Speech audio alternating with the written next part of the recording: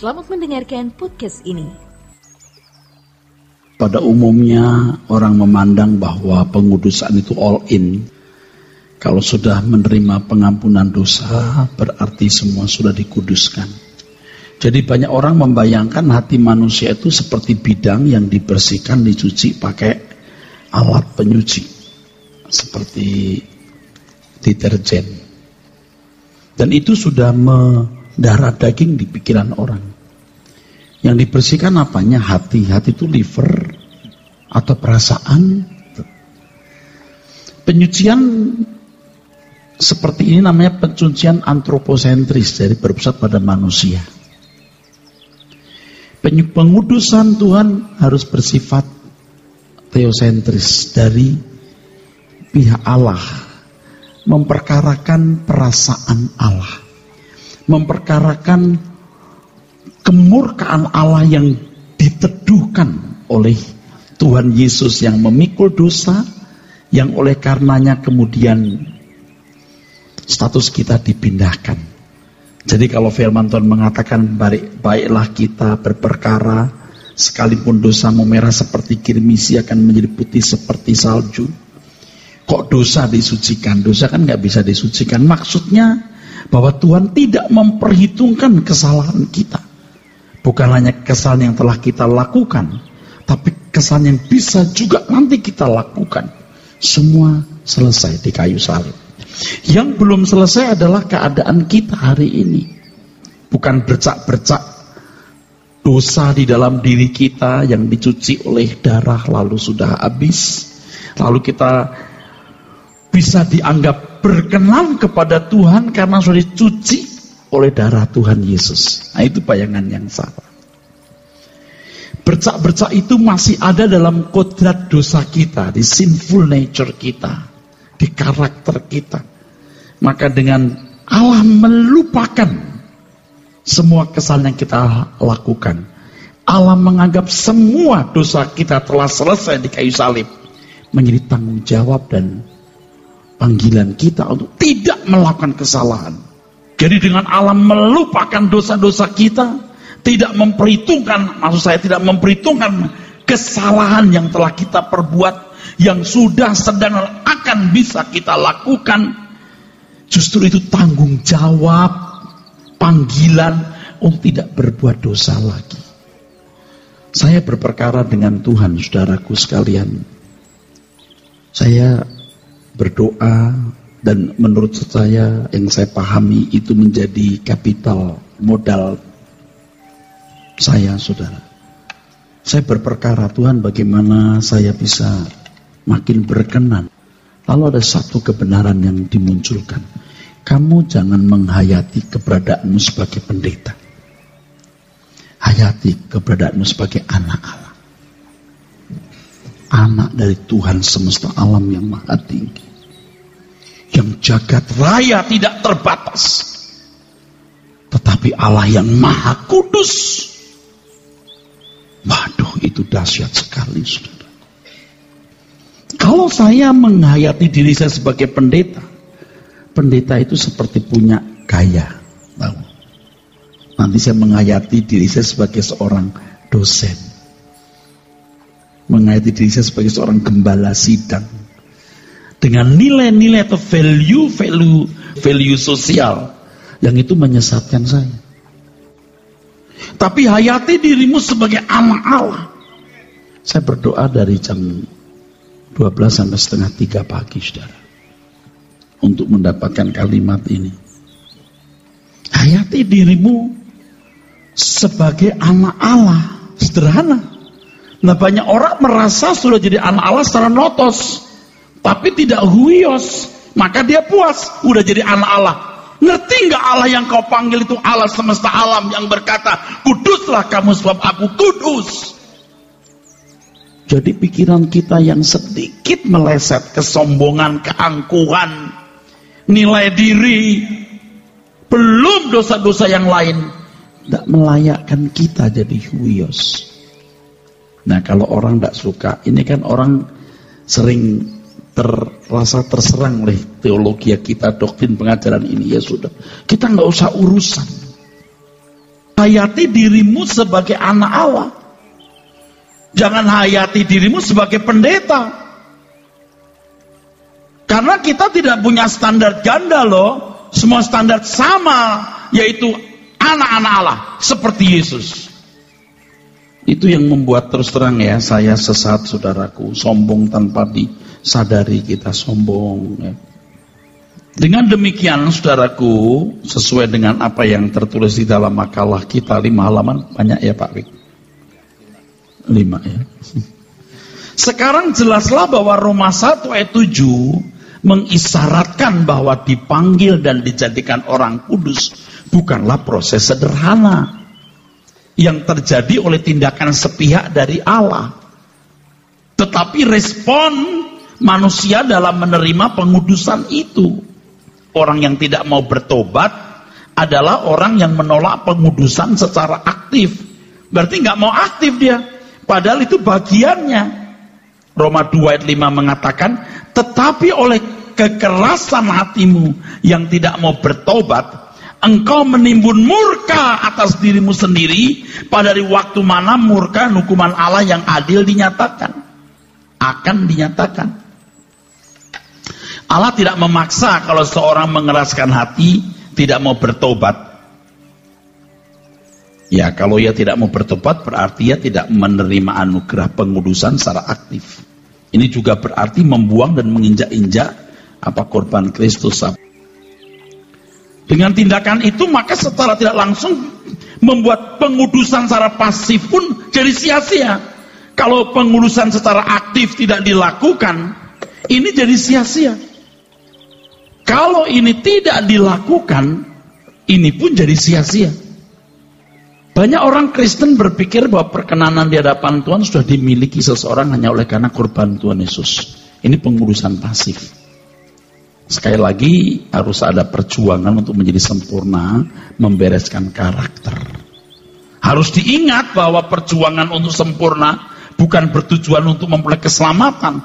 Ini penyakitnya kalau kita sudah ngomong begini, tuh konsep keselamatan Pak Eras itu konsep anugerah plus. Anugerah sendiri mesti dipersoalkan. Maksud lu anugerah itu apa dulu? Kalau kita nggak sama jangan bilang plus-plus dong. Sama dengan kalau kita mengartikan arti kedaulatan. Lalu mereka bilang dari Webster, dari dictionary itu begini. Loh kamu jangan lihat dictionary dan kamu lihat Alkitab dari sebuah runtut pengertian di semua bagian Alkitab. Mosok kita mau berdiri di atas kamus demi menemukan pengertian kedaulatan. Amin. Saya nggak ngerti tuh orang-orang tuh. Bu pinter-pinter, dokter-dokter punya tebel-tebel. Pengertian kedaulatan nggak boleh berpijak dari pikiran kamus umum dong bro. Harus dari kacamata Alkitab. Misalnya, nah sekarang juga karunia anugerah jangan kamu lihat dari etimologinya saja, tapi juga dari meaning yang bisa diangkat dari Alkitab di semua bagian yang harus ditemukan artinya. Makanya kalau orang tanya, Pak, coba tunjukkan ayatnya. Karpus delik itu di mana ayatnya? Saya ngadapin orang begini sudah langsung nggak mau nengok saya. Dia mau ayatiah tapi nggak tahu Alkitabiah. Dan udah nggak mau ribut lagi sudah. Harus tetap diingat ya, ini perjuangan saudaraku. Pengorbanan Tuhan Yesus justru membuat kita harus berjuang supaya kita bisa menghargai korban pengudusan Tuhan secara patut. Tuhan tidak pernah berkata atau mengajar bahwa kesempurnaan hanya bisa dialami, dimiliki nanti di surga. Ini juga. Ini saya mungkin harus pindah dari kata itu ya. Karena ini cukup nih, karena kita nggak mungkin sempurna di surga kata dia.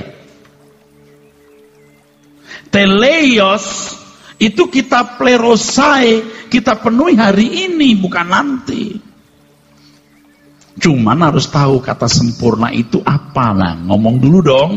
Jangan bilang sempurna itu nanti di surga. Di sini nggak bisa sempurna. Sekarang sempurna sendiri, teleios, teleoi itu artinya apa? Komplit, sudah genap, cukup, sampai tujuan, lengkap. Itu maksudnya. Lengkapnya si A dengan lengkapnya si B itu beda, saudaraku. Orang yang baru bertobat usia 65 tahun nggak bisa disamakan dengan orang yang bertobat dari umur 20 tahun. Sama-sama bertobat umur 20 tahun, tapi satu tinggal di pedalaman Tibet yang dengar khotbah cuma sebulan atau setahun sekali, dengan orang muda yang tinggal di Jakarta, different. Di sana baca tulis pun nggak bisa, cuma ikut kebaktian. Kan beda, saudara. Jangan kan saudara dengan Tuhan. Tuhan nggak bisa kita samakan dengan diri kita. Kita nggak mungkin bisa mencapai kesempurnaan seperti Tuhan Yesus. Kesempurnaan yang ditentukan untuk saya belum tentu juga sama dengan Paulus. Maka ketika murid-murid bertanya, Tuhan, kita mau duduk di sebelah kanan kiri Tuhan. Oh enggak, itu Bapak yang menentukan. Mestinya kalau bicara soal kesempurnaan, saya akan menuju hal ini, menjelaskan hal ini. Jadi sempurna itu di bumi masing-masing sesuai dengan porsi yang harus dipenuhi, takaran yang harus dipenuhi. Sebab yang diberi banyak dituntut banyak, yang diberi sedikit dituntut sedikit. Saudara harus paham. Nah, pengertian seperti ini tidak bisa dibeli dengan uang, kecuali Anda duduk dengar terus. Kan banyak hal yang tidak tertuang di sini yang tadi dijelaskan Pak Beknyong saja dari perspektif Pak Bek, baru Anda, oh, walaupun ada tulisan ini, tapi kalau tidak di summary, Anda juga bingung. Mesti duduk di sini. Nah, sempurna kita masing-masing itu apa? Oleh sebab itu kita harus mengisi waktu hidup kita dengan sangat serius. Sangat serius. Untuk bisa mencapai satu tingkat yang memuaskan hati Tuhan, saudaraku. Kalau orang sudah berkata tidak mungkin sempurna di bumi, hanya sempurna di surga, lalu mau ngapain coba aku mau tanya? Coba mau ngapain tuh orang? Ya kita berbuat baik. Baik, kalau hanya baik, apakah itu standar Tuhan? Wah saudara, saya lagi nyusun satu pengertian. Orang itu suka cupak teologianya. Pokoknya saya udah masa bodoh deh, orang nilai saya sesat atau tidak, udah masa bodoh. Israel itu kecil dari dunia yang luas. Nah kalau Alkitab itu cuma nyoroti Israel ini loh, lalu salib di Palestina gitu loh, lalu murid-muridnya ditulis di Alkitab. Dunia itu luas. Jangan picik ngelihat ini. Lihatlah ini dengan dalam rangkaian besar. Ayub itu bukan orang Yahudi, Ayub itu bukan orang Kristen juga. Kira-kira masuk surga enggak? Ya jelas Tuhan memuji dia, berkenan. Apa tujuan saya ngomong begini? Saya harus mengatakan bahwa di dunia ini, di luar orang Yahudi, di luar orang Kristen, bisa dapat nilai 6 atau 7. Jangan bilang semua minus. Kan konyol. Bisa 6, bisa 7 menurut saya. Tapi kamu harus 9. Kalau Tuhan 10. Nah kalau orang bilang minus, kita 5 pun masuk surga. Konyol. Faktanya banyak orang non-Kristen lebih baik dari orang Kristen. Diendus coba hidupnya. Oke, boleh tepuk tangan Ustaz. Itu tepuk tangannya jadinya.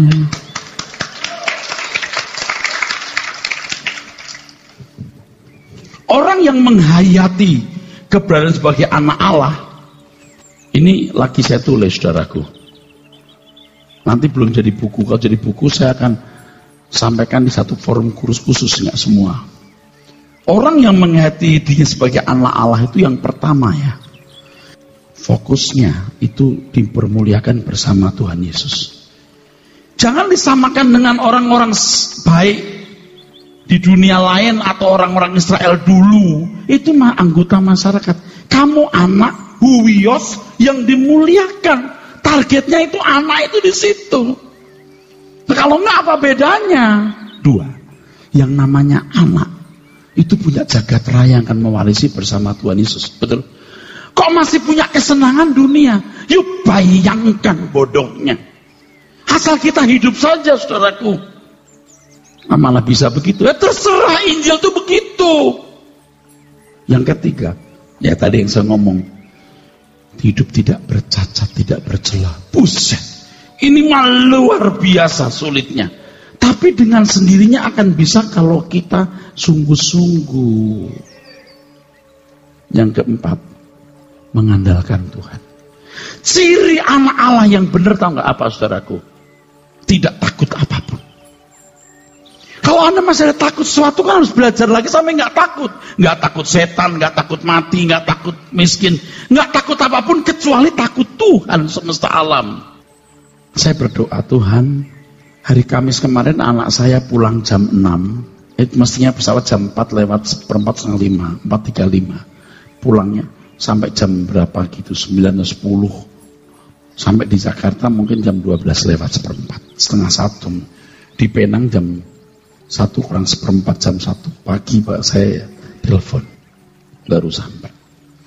Besok Jumat ini jangan sampai terlambat Tuhan. Doa boleh dong. Udah lihat pengalaman ini tadi. Tuhan ngomong apa? Ya ini kan kalau ngomong subjektif ya. Yang saya hayati. Kok kamu masih risau? Sampai nggak sampai itu kan urusanku, pekerjaanku. Aduh, aku diajar Tuhan banyak dari dulu kok goblok. Sampai boleh, nggak sampai boleh.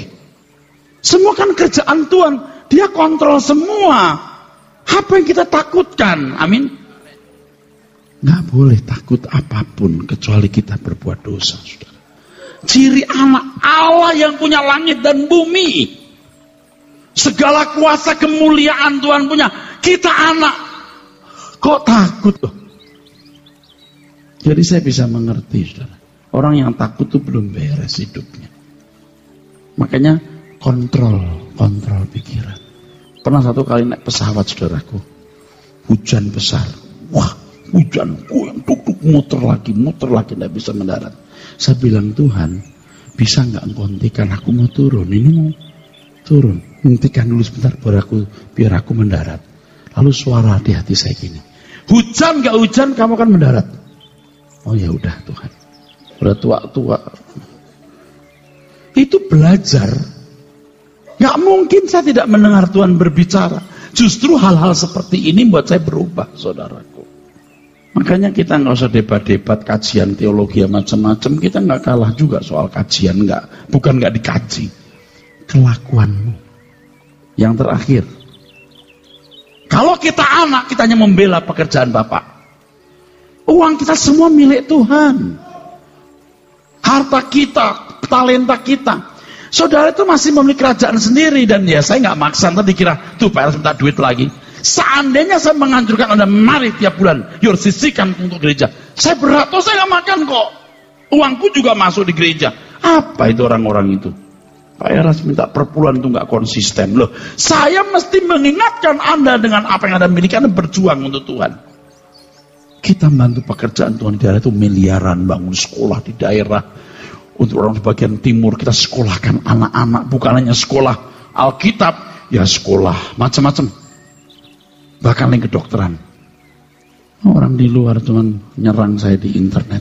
Tuh, nggak konsisten minta uang ke jemaat. Seandainya saya minta, saya mesti lo ngomong sama. Nggak ngomong malah salah lo saya. Betul nggak? Lo ketemu pendeta baik yang sampai montang-manting cari duit sendiri kok diomelin. Tapi sekali lagi, kita jangan sampai membalas. Diam. Kita harus berperkara dengan Tuhan. Kalau aku salah, aku akan dihajar Tuhan. Biar kita berperkara dengan Tuhan. Anak itu membela kepentingan Tuhan semata-mata, saudaraku. Berkat anugerah keselamatan dan pengurusan Tuhan agar manusia memperoleh kembali kemuliaan Allah yang hilang. Jadi ini tuh diberikan, saudaraku, supaya kemuliaan Allah itu ditemukan di sini. Bukan ditemukan di sini. Halo? Kalau di sini ditemukan namanya fantasi iman. Imajiner percaya. Imajiner namanya. Gimana coba cara menemukan kemuliaan Allah yang hilang? Bukan di sini inilah kasih karunia itu. Tanpa ini habis. Kasih karunia di sini tanggung jawab. Jangan ini plus dong Pak. Tuh. Makanya kasih karunia itu apa dulu? Fantasi iman atau imajinasi percaya? Pengudusan itu harus juga memiliki sektor real yang dialami, sehingga wajah Tuhan Yesus nampak dalam kehidupan konkret orang percaya yang tidak terbantahkan. Orang-orang yang disebut Kristen atau seperti Kristus. Harus ada sektor realnya, bukan nggak real. Ini harus jelas. Kalau orang main saham kan ada saham yang digoreng tambah gede, tahu kan ya? Asal pinter aja, dibeli si A, dibeli sendiri, pakai perusahaan lain, saham harga 5 perak jadi 50.000. Yang beli dia sendiri atau teman-temannya, wah jadi laku nih ya, berkembang ya, padahal dibeli sendiri. Dia jual saham, sama dibeli temannya, dia beli sendiri pakai PT yang lain. Waduh, ini saham berkembang, orang jadi rebutan. Dia goreng sendiri, sektorialnya ndak ada. Ngerti nggak? Nangkep? Orang main saham begitu Pak ya? Bisa begitu, gila kan? Imajinasi, fantasi. Masa kita mau fantasi? Oh, kasih Allah luar biasa, kasihmu luar biasa. Realnya mana? Apa akibat dari penebusan itu? Apa akibat dari pengudusan itu? Ada nggak? Roma 1:16. Sebab aku mempunyai keyakinan yang kokoh dalam Injil, karena Injil adalah kekuatan Allah yang menyelamatkan setiap orang yang percaya, pertama-tama orang Yahudi, tetapi juga orang Yunani. Yunani di sini mewakili bangsa non-Yahudi, termasuk kita. Konteksnya pada waktu itu kan memang dunia Helenis. Orang-orang pagan, orang-orang yang dianggap kafir, itu diwakili oleh orang-orang Yunani. Keselamatan tidak dapat dipisahkan dari firman Tuhan. Satu aspek dikuduskan oleh darah, tapi aspek lain dikuduskan oleh firman. Begini Bapak Ibu, salib Tuhan, pengudusan secara pasif, ini secara aktif. Ini oleh darah Yesus. Darah Yesus menempatkan manusia pada posisi, pada state, pada keadaan yang baru. Setelah ini dia harus dikuduskan oleh firman, oleh Roh Kudus, oleh doa. Yang keempat pengharapan, tapi nanti ini lain ya. Udah ini dulu yang utama. Yang ini disatukan saudara. Ini disatukan. Dan ini tidak dibahas, sebab kita hanya membahas kitab Roma. Pengudusan secara aktif ini tidak sederhana. Dikuduskan oleh firman, artinya dengan kuasa firman Tuhan, kuasa di situ terletak pada kebenarannya. Jadi bisnis kuasa kegelapan yang tidak disadari, manuver kuasa gelap yang tidak disadari oleh banyak orang di dalam gereja adalah memalsu kebenaran. Menggunakan Alkitab, menggunakan ayat Alkitab, tetapi mengisi dengan jiwa yang berbeda. Nafas yang berbeda. Jika hal itu terjadi, maka ayat firman Tuhan ini tidak bisa terwujud.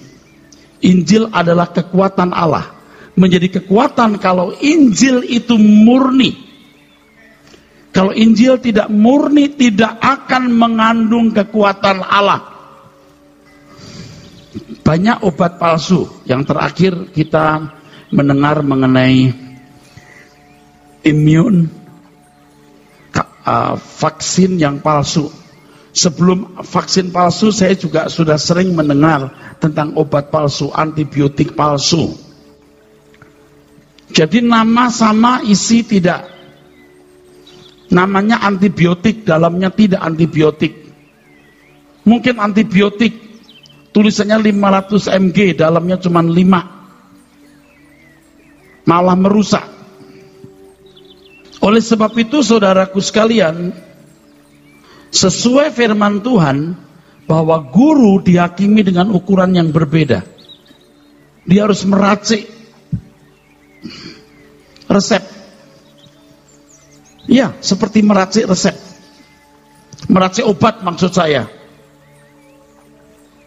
Saya ini memiliki tanggung jawab yang luar biasa beratnya. Dokter salah tulis resep atau dokter memberi salah obat, orang sakit berkepanjangan bisa mati. Tapi pendeta berkhotbah salah membinasakan, kematian kekal. Jadi tanggung jawabnya berat. Firman Tuhan menguduskan, artinya firman Tuhan menghindarkan manusia dari berbuat jahat dengan pembaharuan pikiran. Firman Tuhan mengatakan kalau seseorang tetap dalam firman itu akan memerdekakan. Merdeka dari kebencian, dari dendam, dari ketidakjujuran, dari segala tindakan yang salah. Pengudusan dengan atau oleh firman di sini melibatkan penuh peran manusia. Ini tidak bisa berlangsung atau terjadi secara otomatis. Tidak bisa dikerjakan oleh satu pihak dan pihak lain, hanya menjadi objek yang tidak berdaya tanpa respon. Kalau manusia tidak proaktif, maka pengudusan ini tidak bisa berlangsung. Kalau yang ini tidak perlu aktif, cukup dengan nalar menerima. Bahkan ekstrimnya tanpa menerima pun memang sudah selesai di kayu salib. Tetapi yang ini harus. Yang saya pahami bahwa kematian Yesus itu semua orang. Dia tahu tidak tahu Tuhan pikul dosanya. Ini adil, sama seperti orang tahu tidak tahu mereka mewarisi dosa Adam. Sekarang mereka tahu tidak tahu mereka menerima pemikulan, penebusan ini, dosa ini. Tidak sederhana ya. Bagi orang non-Kristen harus dihakimi menurut perbuatan ya. Menjelaskan hal ini muncul hal-hal baru yang saya nanti akan beritahukan, tapi jangan hari ini. Nah, ini orang percaya di sini. Pengudusan oleh darah Yesus memindahkan status. Pengudusan oleh firman mengubah karakter. Pengudusan oleh firman pada dasarnya juga proses pendewasaan yang membuat seorang anak tebusan menjadi serupa dengan Tuhan Yesus. Kalau bicara mengenai lukisan, baru-baru ini saya bicara terus mengenai lukisan. Ini membuat seseorang jadi kanvas. Ini proses lukisan yang dikerjakan oleh Tuhan. Tanpa ini Anda nggak jadi kanvas. Kalaupun jadi kanvas yang tidak berkualitas. Artinya orang yang berbuat baik kepada sesamanya itu jadi lukisan juga, indah. Tapi keindahannya tidak seperti keindahan kalau Allah melukisnya melalui rohnya. Ini lukisan yang indah. Kalau Tuhan Yesus tidak mati di kayu salib, semua lukisan dibuang. Tidak ada yang bisa. Sebagus apapun lukisan itu, tidak ada penebusan, tidak ada kematian di kayu salib, semua lukisan dibuang ke api kekal. Tetapi karena kematian Yesus di kayu salib, ada lukisan yang baik, yang bisa masuk dunia akan datang. Tapi ini lukisan yang sempurna, yang menjadi anggota keluarga kerajaan surga. Saudara jadi kanvas yang Allah melukis di atasnya. Seniman maha agung yang memiliki nilai estetika yang sempurna. Yuk kita bisa permanen, konsisten, setiap hari kita membuka lembar hidup kita, dan kita bersedia menjadi kanvas yang dilukis Tuhan. Pengalaman yang tidak ternilai. Tidak ternilai. Pengudusan ini proses pendewasaan, proses dilukis Tuhan. Proses dilukis Tuhan. Tidak mungkin seseorang bisa mengalami pengudusan yang benar tanpa firman Tuhan. Ya, tidak mungkin. Jadi karena ini penting ya, maka orang harus belajar firman. Gereja harus menyediakan firman. Saya harus siang malam menyediakan firman. Saya harus bertanya serius, Tuhan ini maksudnya apa? Itu maksudnya apa? Selain secara akademis saya harus belajar. Saya sudah berhenti, tidak mau debat lagi dengan orang. Yang penting saya bertanggung jawab menyampaikan firman. Dan orang membuktikan apakah firman itu mengubah. Kalau tidak mengubah, Anda jangan mendengar saya lagi. Tapi kalau Anda diubahkan, tetaplah bersama saya untuk kita sama-sama terbang ke langit baru, bumi baru. Terus, firman Tuhan memperbaharui pikiran seseorang atau cara berpikir seseorang. Terkait dengan hal ini, Tuhan Yesus menyatakan, "Jikalau kamu tetap dalam firman-Ku, kamu benar-benar adalah murid-Ku, dan kamu akan mengetahui kebenaran, dan kebenaran itu akan memerdekakan kamu." Tetap itu artinya tidak ada satu waktu di mana keluar dari firman. Anda harus terpenjara, Anda harus tersandera oleh firman setiap saat. Hamba-hamba Tuhan, sahabat-sahabat saya baru menyampaikan satu hal kemarin kepada beberapa orang, dan sekarang saya katakan, dan semua pendeta yang hadir di sini maupun yang mendengar, kita bisa dipakai Tuhan kalau setiap saat kita dalam urapan Roh Kudus. Bukan mau khotbah baru urapi aku. Justru waktu mau khotbah tidak perlu berdoa Tuhan urapi aku. Tuhan tidak mungkin mengurapi orang mendadak. Kita harus tetap di dalam pengurapan Tuhan. Artinya pimpinan Roh Kudus. Setiap saat pikiran kita harus tertuju ke firman. Hidup kita harus selalu sesuai dengan firman. Saya seperti yang lain, saudaraku, mengangkat tangan dan berkata, "Tuhan, penuhi aku dengan Roh Kudus." Tetapi rasanya Tuhan tidak menjawab doa saya. Pada pagi hari, saya berdoa sering jam 2, jam 3 dan hampir selalu. Tuhan, urapi aku, penuhi aku dengan Roh Kudus. Tapi rasanya doa saya tidak diresponi. Kenapa? Karena saya sudah tahu bahwa pengurapan itu bukan satu malam. Bukan hanya sesaat waktu berdoa. Bukan hanya pada waktu saya mau berkhotbah. Tapi setiap saat di dalam urapan Roh Kudus. Sepikiran dengan Roh Kudus terus. Seperasaan dengan Roh Kudus. Supaya melalui segala peristiwa yang kita alami. Semua kejadian yang kita alami. Semua hal yang kita rasakan, Allah berbicara. Dari situ kita tetap di dalam firman. Dan mestinya ini bukan hanya untuk pendeta. Kalau pendeta memiliki panggilan mengajar, tapi jemaat harus memiliki pengalaman yang sama untuk dididik Tuhan. Saya semakin mengerti seseorang bisa menjadi seperti Kristus kalau dia berinteraksi dengan Tuhan secara konkret dan nyata. Ia tidak bisa jadi Kristen yang benar kalau hanya menjadi orang Kristen dan ke gereja dan dengar khotbah pendeta. Dia setiap saat harus berjalan dengan Tuhan. Dan Roh Kudus akan pimpin hidupnya. Roh Kudus akan tuntun bagaimana dia menyelesaikan semua kekurangan-kekurangan, kelemahan-kelemahannya. Dan Roh Kudus dengan cakap sekali menuntun orang itu. Anda tidak bisa berubah tanpa berinteraksi langsung dengan Tuhan. Sudah cukup Anda mendengar khotbah dan harus tetap mendengar. Tapi lebih dari itu, masing-masing harus berinteraksi dengan Tuhan. Kalau jemaat saja berinteraksi dengan Tuhan, apalagi pendeta. Kalau jemaat berinteraksi dengan Tuhan lalu bertumbuh, para pembicara, mentor-mentornya juga harus bergumul dengan Tuhan, berinteraksi dengan Tuhan. Supaya nyambung. Jemaat akan tahu bahwa pendeta itu berjalan dengan Tuhan.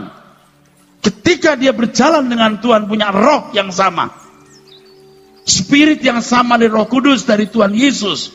Dan dia tahu bahwa pembicara itu juga berjalan dengan Tuhan. Ada sambungannya, ada linknya, ada benang merahnya yang sangat jelas. Tetap di dalam firman. Tidak ada hari di mana kita tidak tetap dalam firman. Tidak ada saat di mana kita keluar dari track, dari lorong Tuhan itu. Tetap terus di dalam lorong. Maka protect yourself. Lindungi dirimu. Dengan sarana yang Tuhan telah sediakan, firman.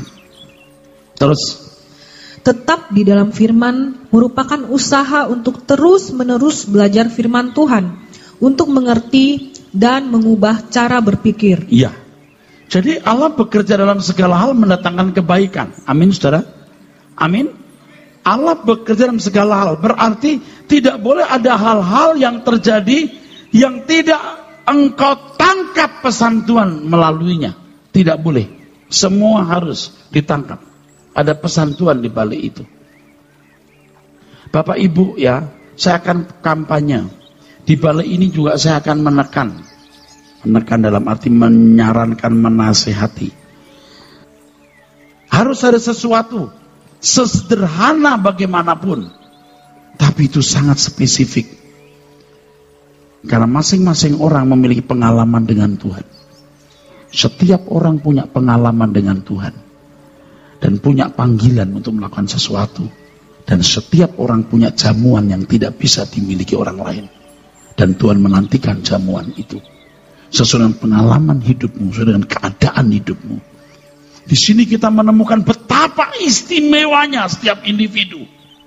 Siapapun saudara, betapa istimewanya. Karena engkau memiliki jamuan khusus, jamuan yang khas yang tidak bisa dimiliki dan tidak bisa dilakukan orang lain. Hanya saudara yang bisa melakukan. Dan Allah menantikan jamuan itu. Karena hanya engkau yang bisa memasaknya. Ini firman luar biasa. Satu kalimat, mau dengar?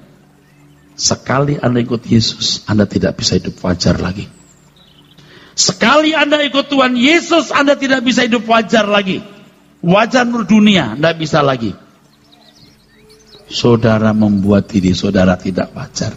Kalau masih mau hidup wajar, Anda tidak akan bisa memenuhi janji saudara tadi. Tidak akan bisa. Tidak bisa.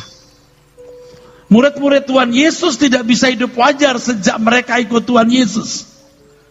Orang-orang Kristen abad mula-mula tidak pernah bisa hidup wajar lagi ketika mereka ikut Tuhan Yesus. Kita mau membuat gerakan hidup tidak wajar. Maka kata saya berbisik. Dan ada sedikit keharuan ketika ada anak-anak muda yang nyanyi tadi. Anak-anak saya, anak-anak saudara, anak-anak kita. Kristen menjadi rusak ketika Kristen dihormati oleh raja-raja. Ketika gereja punya gedung-gedung megah dan para pemimpinnya punya aset. Kristen jadi rusak ketika kekristenan bisa menarik perhatian dunia dan dunia menghormatinya. Kita harus keluar dari keadaan ini. Walaupun kita tidak berharga di mata manusia, kita tidak menarik dunia untuk menghormati kita. Kita justru akan berhadapan dengan dunia dan akan bertolak belakang, berhadapan frontal sebagai musuh. We are not yours. Aku bukan milikmu. Dia tidak bisa menarik kita. Kita tidak membuat ajaran baru atau agama baru. Kita hanya menghidupkan apa yang Tuhan Yesus ajarkan. Yang murni. Anak-anak muda juga tidak boleh takut fanatik. Kalau kamu tidak fanatik, kamu tidak akan pernah bisa menjadi pengikut Tuhan Yesus yang sejati. Tidak boleh setengah-setengah. Kamu tidak boleh takut hidup tidak wajar di mata manusia. Kamu harus sekolah yang giat, kuliah yang giat, berkarir dan kerja keras. Tapi semua untuk kemuliaan Raja dan segala Raja, Tuhan Yesus Kristus. Jangan takut engkau jadi miskin. Jangan takut engkau tertolak dan terhina. Engkau akan disertai dan diprotek, dilindungi Tuhan istimewa demi kemuliaan namanya. Dan kita tidak perlu pusing orang menilai kita apa, menilai kita apa. Orang mau mengkritik, mengecam kita apa, kita tidak perlu peduli. Kita jalan terus. Mau ikut, mari ikut. Nggak ikut, sudah. Kita beda. Kita nggak membuat agama baru. Kita tidak membuat ajaran baru. Kita hanya menghidupkan apa yang Tuhan Yesus ajarkan. Dan kita akan belajar untuk menghadirkan Tuhan Yesus dalam hidup kita. Haleluya. Teruskan. Dalam Roma 1 ayat 16, firman Tuhan mengatakan, sebab aku mempunyai keyakinan yang kokoh dalam Injil, karena Injil adalah kekuatan Allah yang menyelamatkan setiap orang yang percaya, pertama-tama orang Yahudi, tetapi juga orang Yunani. Injil yang dimaksud dalam ayat ini adalah kebenaran atau firman yang diajarkan oleh Tuhan Yesus. Dalam hal ini, sangatlah jelas bahwa proses keselamatan dalam kehidupan umat pilihan tidak dapat dipisahkan dari firman Tuhan.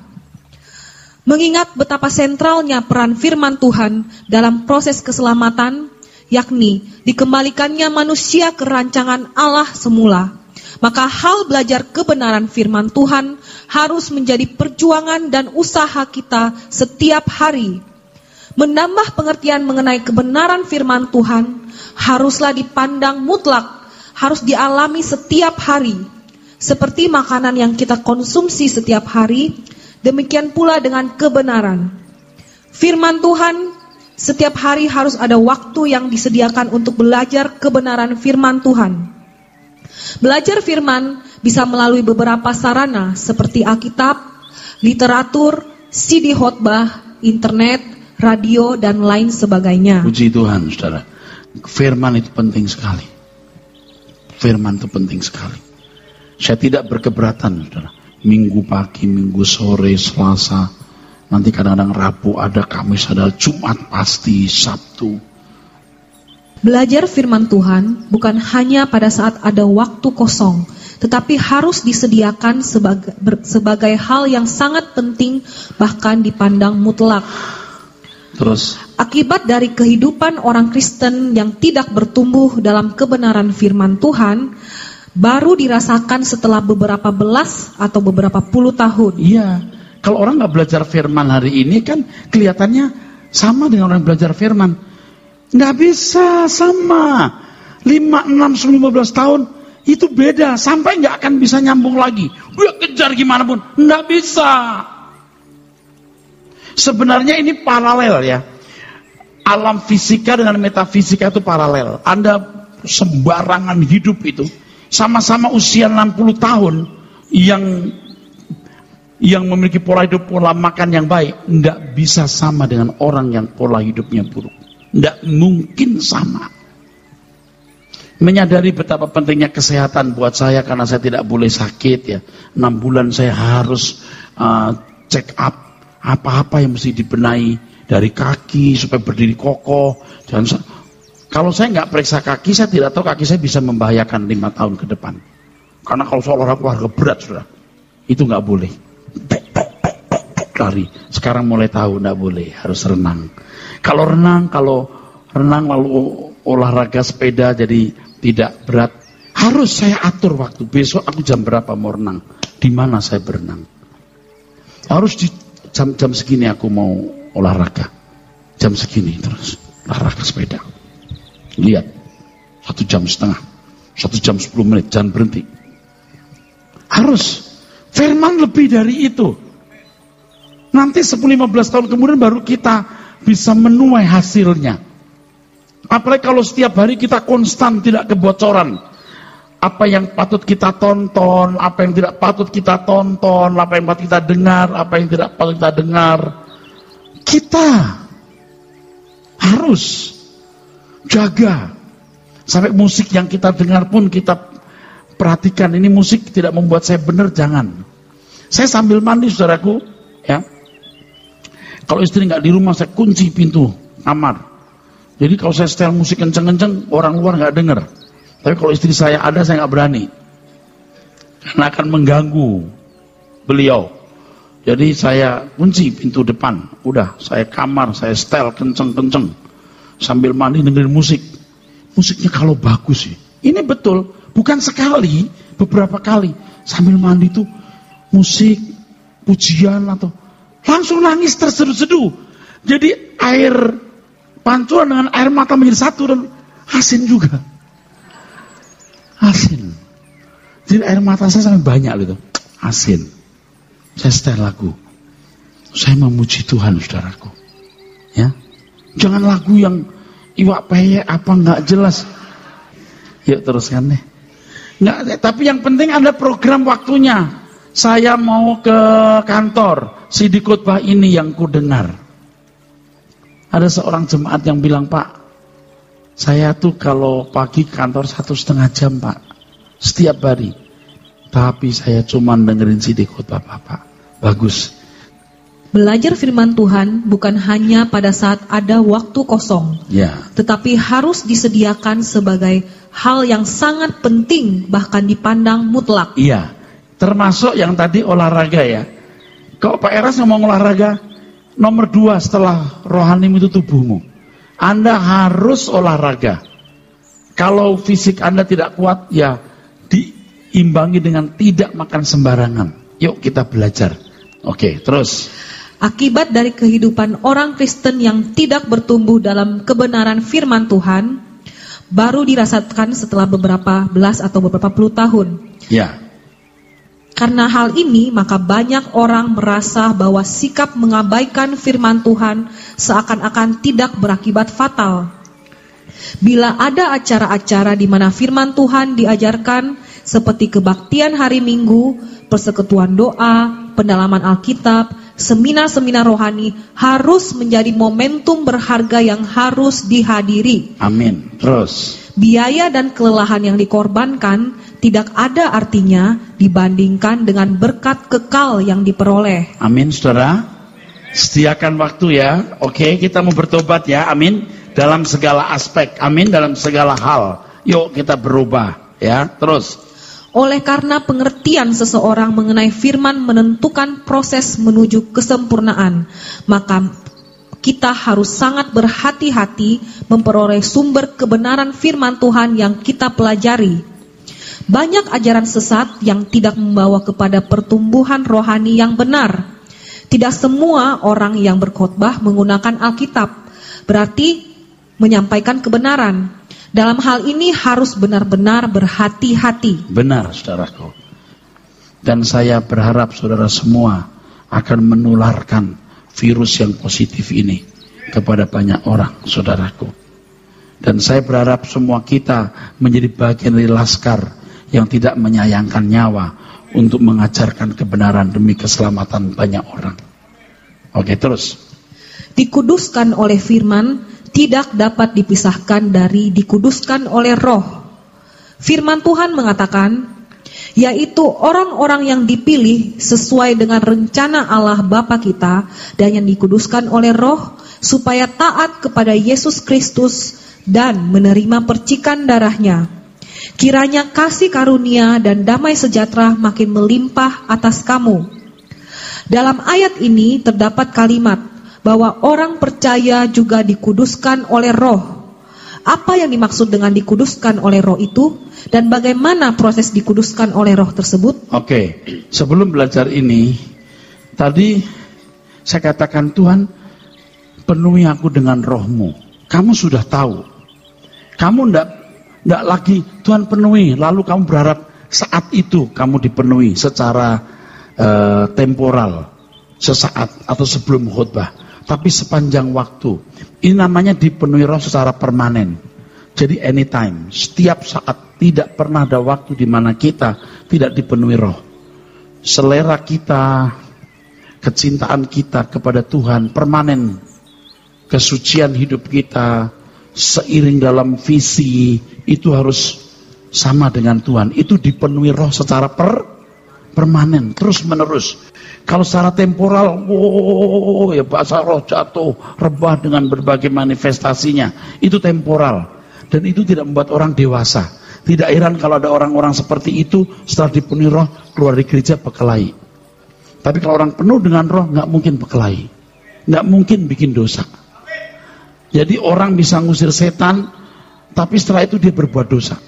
Beda dengan orang yang penuh dengan roh secara permanen, itu ditandai dengan kehidupan yang tidak bercacat, tidak bercela. Dan kemanapun dia berbicara, dia akan berbicara dengan endapan kuasa Roh Kudus. Anda paham ya? Setiap kita harus bisa begitu. Terus, menjawab pertanyaan ini, menjawab pertanyaan apa itu dikuduskan oleh Roh, kita harus memahami dan dapat membedakan pengertian firman dalam arti logos dan rema.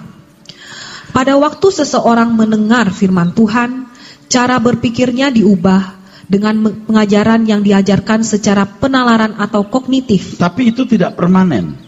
Itu masih belum tertanam. Oh gitu ya, gitu. Oh gitu ya. Oh gitu. Tapi belum bisa permanen. Supaya jadi permanen dan merasuk dalam jiwa, harus lewat pengalaman. Terus, dalam hal ini firman atau logos menjadi pengertian di dalam pikirannya. Logos adalah firman yang dipahami di dalam pikiran melalui pengajaran yang didengar. Misalnya, seseorang mendengarkan firman, kasihilah musuhmu. Ini bukan berarti seseorang sudah bisa mengasihi musuh. Iya, dia setuju, benar. Aku nggak boleh melawan musuh. Aku harus mengasihi musuh. Tapi itu belum tertanam, belum permanen. Terus, Pengertiannya mengenai mengasihi musuh belum tentu dapat diperagakan atau dilakukan. Untuk itu seseorang harus mengalami secara konkret atau real bagaimana dimusuhi seseorang. Pada waktu dalam pergumulan dimusuhi tersebut, Roh Kudus akan mengingatkan perkataan Tuhan. Di sini firman atau logos yang sudah dipahami secara akal pikiran diterjemahkan secara konkret dalam kenyataan hidup. Roh Kudus akan berbicara kepada orang tersebut. Perkataan Tuhan inilah yang disebut sebagai rema. Nah, jadi rema. Roh Kudus menguduskan ketika Roh Kudus berbicara. Dan ini yang saya pahami sebagai proses pemuritan langsung dari Tuhan kepada orang itu. Dia dididik.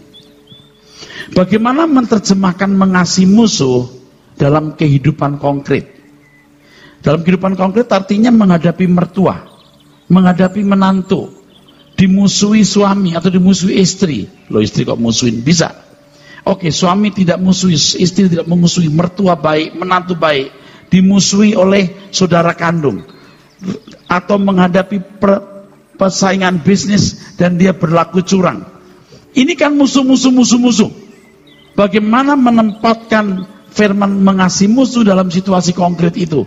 Hanya Roh Kudus yang bisa menerjemahkan sesuai dengan kondisi yang ada. Mengerti ya saudara? Kan beda-beda itu situasinya. Kasih musuhmu, siapa musuhnya?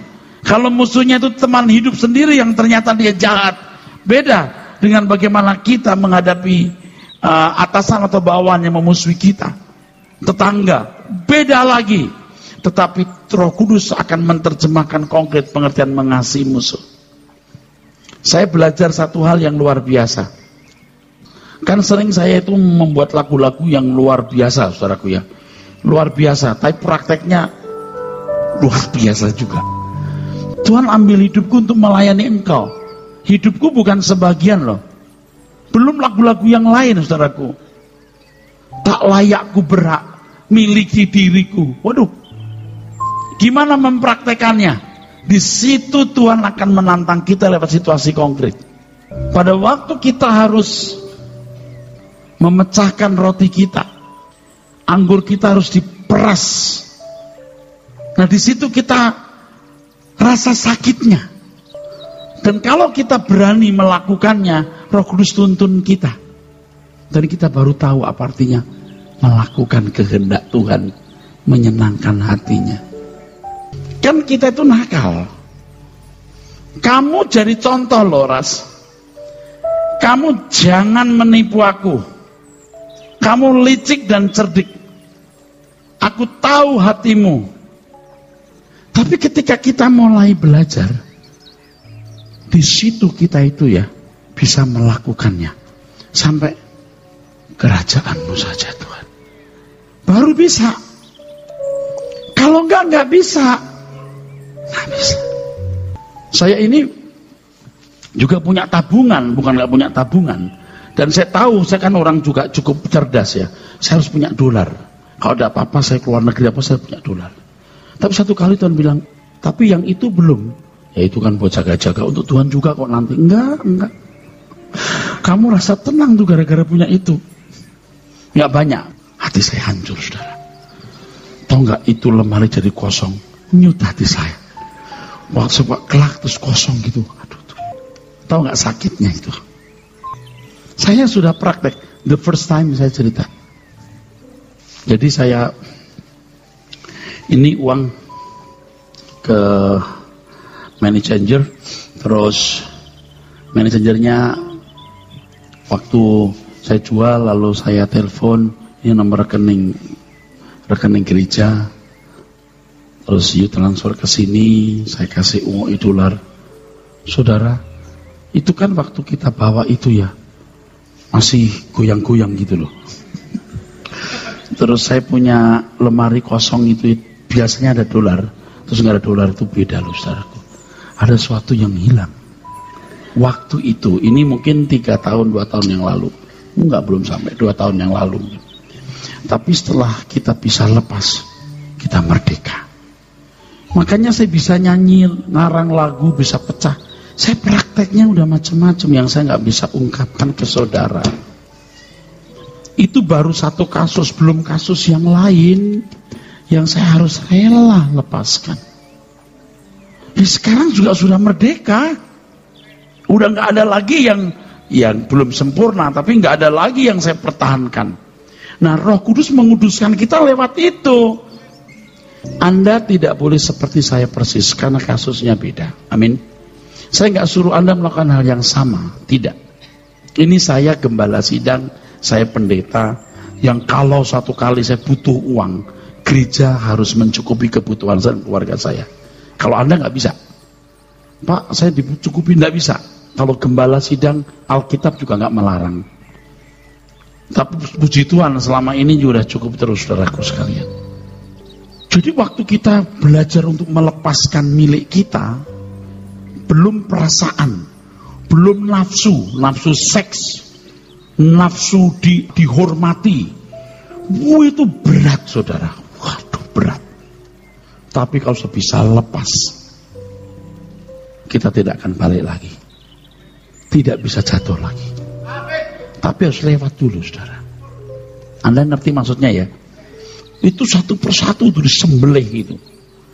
Bukan sekedar begini, bukan sekedar ya udah kita nggak bikin dosa, enggak. Hanya ada satu cara Anda tidak berbuat dosa, mati. Enggak bisa, cuman aku mau baik, lebih baik, enggak bisa, mati. Saya belum permanen stabil sempurna ya, tapi saya mau stabil. Satu persatu disembelihin tiap hari, tiap hari. Saya belum sempurna, saya harus didoakan, saya harus dikawal, saya harus juga dijagai, saudara.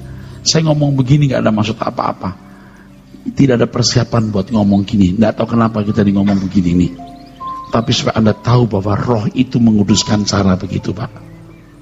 Kebencian kita, dendam kita, kita ngitung kejahatan orang atas kita, keinginan kita membalas dendam, Tuhan ajari, Roh Kudus bicara, enggak begitu.